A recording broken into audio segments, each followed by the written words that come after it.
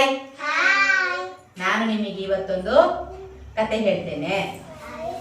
ಒಂದು ಊರಿನಲ್ಲಿ ಇಬ್ರು ಗೆಳೆಯರಿದ್ರು. ಆ ಗೆಳೆಯರ ಹೆಸರು, ಒಬ್ಬನ ಹೆಸರು ಅರುಣ್, ಇನ್ನೊಬ್ಬನ ಹೆಸರು ಕಿರಣ್ ಅಂತ. ಇಬ್ರು ಆತ್ಮೀಯ ಗೆಳೆಯರಾಗಿದ್ರು. ಇಬ್ಬರ ಸ್ವಭಾವ ಮಾತ್ರ ಬೇರೆ ಬೇರೆ ಆಗಿತ್ತು. ಅರುಣ್ ಓದುವುದರಲ್ಲಿ ಜಾಣ. ಅವನು ಸಮಯಕ್ಕೆ ಸರಿಯಾಗಿ ಎದ್ದು ಹಲ್ಲುಜ್ಜಿ ಸ್ನಾನ ಮಾಡಿ ಶಾಲೆಗೆ ಹೋಗ್ತಾ ಇದ್ದ. ತನ್ನ ಅಮ್ಮನ ಕೆಲಸದಲ್ಲೆಲ್ಲ ಸಹಾಯ ಮಾಡ್ತಾ ಇದ್ದ. ಅದೇ ಕಿರಣ್ ಸೋಮಾರಿ. ಬೆಳಿಗ್ಗೆ ಏಳುವುದೇ ಇಲ್ಲ, ಲೇಟಾಗಿ ಏಳುದು, ಲೇಟಾಗಿ ಶಾಲೆಗೆ ಹೋಗುದು, ಓದುವುದಿಲ್ಲ, ಬರೆಯುವುದಿಲ್ಲ, ಇಡೀ ದಿನ ಆಟ ಆಡುದು. ಹೀಗೆ ಕಿರಣ್ನ ಸ್ವಭಾವ. ಆಯ್ತಾ? ಅರುಣ್ ಬೆಳಿಗ್ಗೆ ಬೇಗ ಎದ್ದು ಅಮ್ಮ ಹೇಳ್ತಾರೆ ಕೆಲಸ ಅವನಿಗೆ, ಅರುಣ್ ನೋಡು, ನನಗೆ ಸ್ವಲ್ಪ ಹೆಲ್ಪ್ ಮಾಡು, ಈ ಮನೆ ಕೆಲಸಗಳನ್ನೆಲ್ಲ ಸ್ವಲ್ಪ ಮಾಡಿಕೊಡು ನನಗೆ ಅಂತ. ಆಯ್ತು ಅಮ್ಮ ಅಂತ ಅವನು ಕಸ ಗುಡಿಸುವುದು, ಅಂಗಳ ಗುಡಿಸುವುದು, ಅಮ್ಮನಿಗೆ ನೀರು ತಂದು ಕೊಡುವುದು. ಆಮೇಲೆ ಬೇಗ ಬೇಗ ತನ್ನ ಮನೆ ಕೆಲಸಗಳನ್ನೆಲ್ಲ ಮಾಡಿ ಅವನು ಎಲ್ಲಿಗೆ ಹೋಗ್ತಾ ಇದ್ದ? ಶಾಲೆಗೆ ಹೋಗ್ತಾ ಇದ್ದ. ಶಾಲೆಗೆ ಹೋಗಿ ಗುರುಗಳು ಏನಾದ್ರೂ ಹೇಳಿದ್ರೆ ಅದನ್ನು ಬೇಗ ಬೇಗ ಮನೆ ಕೆಲಸಗಳನ್ನೆಲ್ಲ ಮಾಡಿ ಬರೆದು, ಆಟದಲ್ಲಿಯೂ ಆಸಕ್ತಿ ಅವನಿಗೆ, ಎಲ್ಲದರಲ್ಲೂ ಆಸಕ್ತಿ. ಅವನು ಎಲ್ಲದರಲ್ಲಿ ಹುಷಾರಾಗಿ ಚೆನ್ನಾಗಿ ಓದಿ ಜಾಣನಾಗಿದ್ದ. ಅದೇ ಕಿರಣ್ ಅಮ್ಮ ಏನಾದ್ರೂ ಕೇಳಿಸಿದ್ರೆ, ಅಮ್ಮ ಏನಾದ್ರೂ ಕೆಲಸ ಹೇಳಿದ್ರೆ ಏನ್ ಹೇಳುದು? ಹೋಗಮ್ಮ, ನಾಳೆ ಮಾಡ್ತೇನೆ. ಕಿರಣ್ ಒಂದು ಕೊಡಪನ ನೀರು ತಕೊಂಡು ಬರ್ತೀಯ? ಹೋಗಮ್ಮ, ನಾಳೆ ತರ್ತೇನೆ, ಈಗ ನನಗೆ ಆಗುದಿಲ್ಲ. ಕಿರಣ್ ಸ್ವಲ್ಪ ಇಲ್ಲಿ ಗುಡಿಸ್ತೀಯಾ? ಹೋಗಮ್ಮ, ನನ್ನಿಂದ ಆಗಲ್ಲ, ಮತ್ತೆ ಮಾಡ್ತೇನೆ, ಶಾಲೆಯಿಂದ ಬಂದು ಸಂಜೆ ಮಾಡ್ತೇನೆ ಅಂತ ಹೇಳುದು.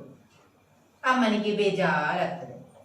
ಮತ್ತೆ ಅವನು ಶಾಲೆಗೆ ಹೋಗ್ತಾನೆ. ಶಾಲೆಗೆ ಸಾಗನೆ ಅಲ್ಲಿ ಇಲ್ಲಿ ಅಡ್ಡ ಬಿದ್ದಿ ಆಟ ಆಡಿ ಲೇಟಾಗಿ ಶಾಲೆಗೆ ಹೋಗುದು. ಗುರುಗಳು ಕೇಳ್ತಾರೆ, ಯಾಕೆ ಕಿರಣ್ ಇಷ್ಟು ತಡವಾಗಿ ಶಾಲೆಗೆ ಬಂದಿದ್ದಿ? ಓ ಏನಿಲ್ಲ ಸರ್, ಸ್ವಲ್ಪ ಕೆಲಸ ಇತ್ತು, ಸುಮ್ಮನೆ ಹೇಳುದು. ಗುರುಗಳು ಹೇಳ್ತಾರೆ, ನಿನ್ನ ಮನೆ ಕೆಲಸ ಮಾಡಿದ್ದು ತೋರಿಸು, ನಿನಗೆ ಕಾಪಿ ಬರೀಲಿಕ್ಕೆ ಕೊಟ್ಟದ್ದು. ಸಾರ್ ಇವತ್ತು ಮರ್ತೋಯ್ತು, ನಾಳೆ ಮಾಡ್ತೇನೆ ಅಂತ. ಅವನೆಂತ ಮಾಡುದು? ಎಲ್ಲಾ ಕೆಲಸವನ್ನು ಮುಂದೆ ಹಾಕುದು. ಹೀಗೇನೆ ಒಂದು ವರ್ಷ ಕಳೀತು. ಗುರುಗಳು ಹೇಳಿದ್ರು, ನಾಳಿದ್ದು ಫೈನಲ್ ಎಕ್ಸಾಮ್ ಇದೆ. ಏನೋ ಫೈನಲ್ ಎಕ್ಸಾಮ್, ಅಂತಿಮ ಪರೀಕ್ಷೆ ಉಂಟು. ಎಲ್ಲರೂ ಚೆನ್ನಾಗಿ ಓದಿ ಬರೆದು ಎಕ್ಸಾಮ್ ಅಲ್ಲಿ ಪರೀಕ್ಷೆ ಉಂಟಲ್ಲ, ಅದರಲ್ಲಿ ಬರೆದು ಪಾಸ್ ಆಗ್ಬೇಕು. ಮುಂದಿನ ತರಗತಿಗೆ ನೀವು ಉತ್ತೀರ್ಣರಾಗ್ತೀರಿ ಅಂತ. ಆಗ ಅರುಣ್ ಅವನು ಎಲ್ಲ ಇಡೀ ವರ್ಷ ಓದಿದ್ದ, ಚೆನ್ನಾಗಿ ಓದಿದ್ದ, ಸಮಯಕ್ಕೆ ಸರಿಯಾಗಿ ಶಾಲೆಯ ಪಾಠಗಳನ್ನು ಪೂರ್ಣಗೊಳಿಸಿದ್ದ. ಆದ ಕಾರಣ ಅವನಿಗೆ ಕಷ್ಟ ಆಗ್ಲಿಲ್ಲ. ಆದ್ರೆ ಕಿರಣ್ ಇಡೀ ವರ್ಷ ಓದ್ಲೇ ಇಲ್ಲ, ಬೇಕಾಬಿಟ್ಟಿ ಅಲ್ಲಿ ಆಟ ಆಡಿ ಟೈಮ್ ವೇಸ್ಟ್ ಮಾಡಿದ. ಈಗ ಪರೀಕ್ಷೆಗಾಗುವಾಗ ಅವನಿಗೆ ತಳಮಳ ಶುರುವಾಯಿತು. ಅವನು ಎಲ್ಲ ಪುಸ್ತಕಗಳನ್ನು ತೆಗೆದು ಓದ್ಲಿಕ್ಕೆ ಶುರು ಮಾಡಿದ.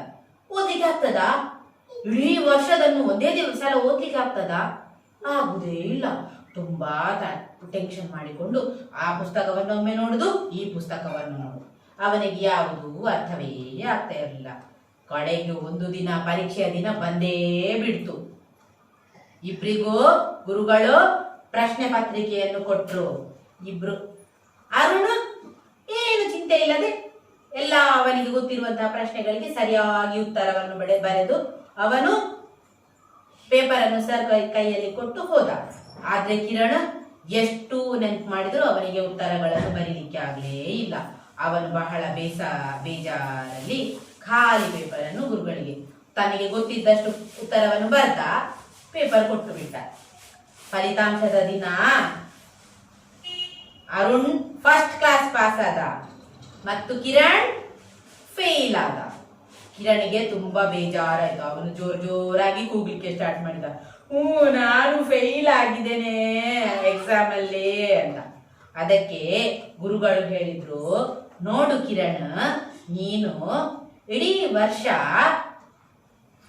ಓದಿದಿದ್ರೆ, ಕ್ರಮ ಪ್ರಕಾರವಾಗಿ ನೀನು ಡಿಸಿಪ್ಲಿನ್ ಆಗಿ ಓದಿರ್ತಿದ್ರೆ ನಿನಗೆ ಹೀಗೆ ಕಷ್ಟ ಆಗ್ತಿರ್ಲಿಲ್ಲ, ನೀನು ಫೇಲ್ ಆಗ್ತಿರ್ಲಿಲ್ಲ ಅಲ್ವಾ? ಒಂದು ವರ್ಷ ಇಡೀ ವೇಸ್ಟ್ ಹೋಯ್ತಲ್ಲ ಮತ್ತೆ ನೀನು ಪುನಃ ಅದನ್ನೇ ಕಲಿಬೇಕು. ಅದಕ್ಕೋಸ್ಕರ ನೀನು ಯಾವಾಗಲೂ ಸಮಯವನ್ನು ಗೌರವಿಸುವುದನ್ನು ಕಲಿ, ಸಮಯವನ್ನು ಉಪಯೋಗಿಸುವುದನ್ನು ಕಲಿಬೇಕು. ಒಂದು ಸಲ ಮಿಂಚಿ ಹೋದ ಕಾಲ ಮತ್ತೆ ಬರುವುದಿಲ್ಲ. ಸಮಯವನ್ನು ಸರಿಯಾಗಿ ಸದುಪಯೋಗ ಪಡಿಸಿಕೊಳ್ಳಬೇಕು ಅಂತ ಬುದ್ಧಿವಾದ ಹೇಳ್ತಾರೆ.